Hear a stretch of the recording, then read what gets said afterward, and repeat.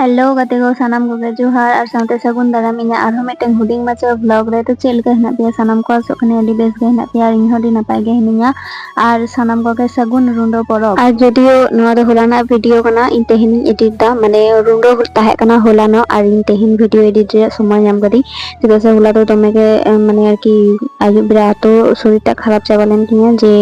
মানে কিছু বলার বানো তাহলে সেটাকে বুদ্ধি আর ইনতে রাস্তা ধারে রে দমে পালহা আর কি জাওরা লেন তালেয়া মানে পিটুলে গারে মিনা তালেয়া ওন্ডে খয় দমে গে সাকাম নিরু গিয়া তো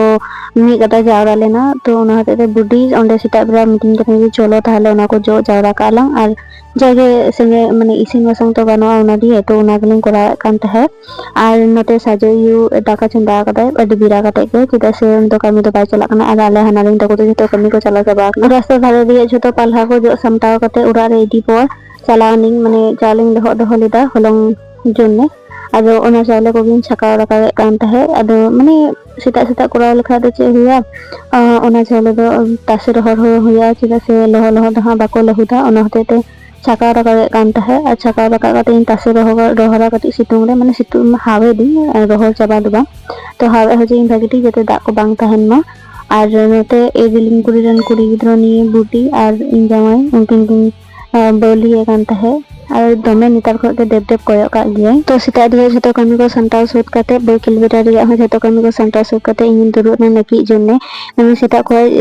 সময় বান নাম গিয়া হানা নিও কামিতে তো বই কিলোমিটার তো নাকি মানে আজ দিন নাকি সাফাই গিয়া আর তেহিন হন কাগে নাকি সাফাইনি একদম পুরো যেহেতু আডিয়ান কামি গে মিনা মানে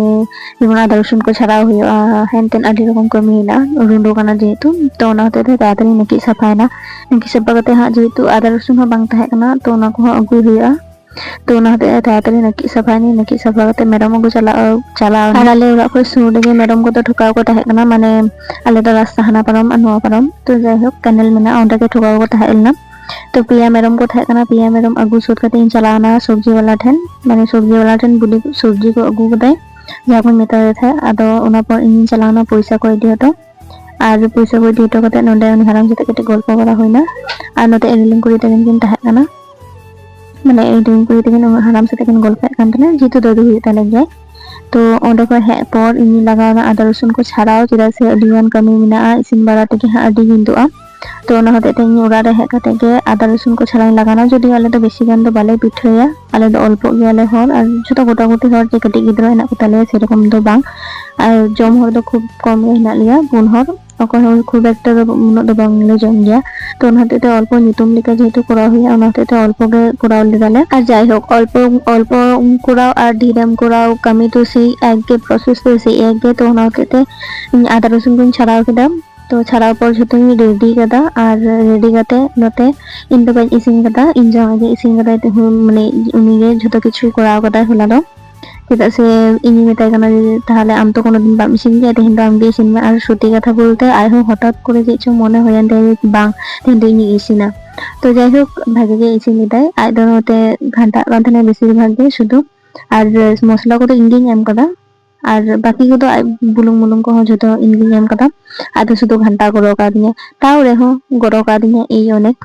और नोते पेंयाज को एम पर आदा रसुन को एम सत्यि कथा बोलते इनको राय भागे गे इसिन गया चेदा चो बन बडया माने হয়তো আলেকালে ইসিন গিয়ে মানে হঠাৎ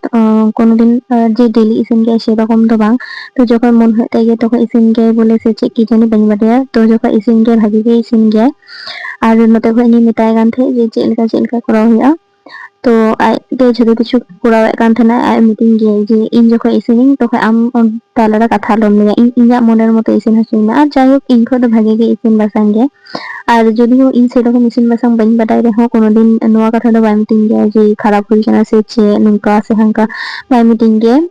তো নোয়া কথা को कुसियाते गया আর নেলতে নটা যত মশলা কহ কোসাও হই সুতলে না আর তারপর গে আলার যেহেতু ছাট আর জিল মিশা কাতে লে ইসিন লেদা তো নটা জিল को ইসিন কাতে যত ভাগিটি করে কোসাও সুত কাতে দা এম লেদা যেহেতু পিঠে হই অনতে রাসে রাসে করা লেদা আলাদা করে আর তিন দাকা তো বালে ইসিন কাতা কারণ পিঠে জম লেখা কোন দাকা বাকো জম হতেতে तो ᱚᱱᱟ ᱦᱚᱛᱮᱡ ᱛᱮ ᱨᱟᱥᱮ ᱨᱟᱥᱮ ᱠᱚᱨᱟᱣ ᱦᱩᱭ ᱞᱮᱱᱟ, ᱨᱟᱥᱮ ᱨᱟᱥᱮ ᱠᱚᱨᱟᱣ ᱯᱚᱨ ᱟᱞᱮ ᱦᱟᱱᱟᱨᱤᱧ ᱟᱨ ᱤᱧ ᱡᱟᱶᱟᱭ ᱢᱤᱞᱮ ᱜᱮᱠᱤᱱ ᱤᱥᱤᱱ ᱞᱮᱫᱟ ᱛᱮᱦᱮᱧ ᱫᱚ। ᱟᱨ ᱪᱮᱫ ᱤᱧ ᱞᱟᱹᱭᱟ, ᱟᱞᱮ ᱫᱚ ᱠᱟᱭᱨᱟ ᱥᱟᱠᱟᱢ ᱨᱮᱫᱚ ᱵᱟᱞᱮ ᱯᱤᱴᱷᱟᱹ ᱟᱠᱟᱫᱟ, ᱱᱤᱭᱟᱹ ᱵᱟᱨ ᱫᱚ ᱠᱟᱹᱴᱤᱡ ᱟᱞᱟᱫᱟ ᱨᱚᱠᱚᱢ ᱜᱮ ᱯᱤᱴᱷᱟᱹ ᱦᱩᱭ ᱟᱠᱟᱱᱟ। ᱛᱚ ᱤᱧ ᱫᱚ ᱪᱮᱫ ᱦᱚᱸ ᱵᱟᱹᱧ ᱪᱤᱠᱟᱹ ᱠᱟᱫᱟ, ᱚᱸᱰᱮ ᱦᱟᱱᱟᱨᱤᱧ ᱟᱨ ᱡᱟᱶᱟᱭ ᱢᱤᱞᱮ ᱜᱮ ᱤᱥᱤᱱ ᱠᱟᱫᱟ ᱠᱤᱱ।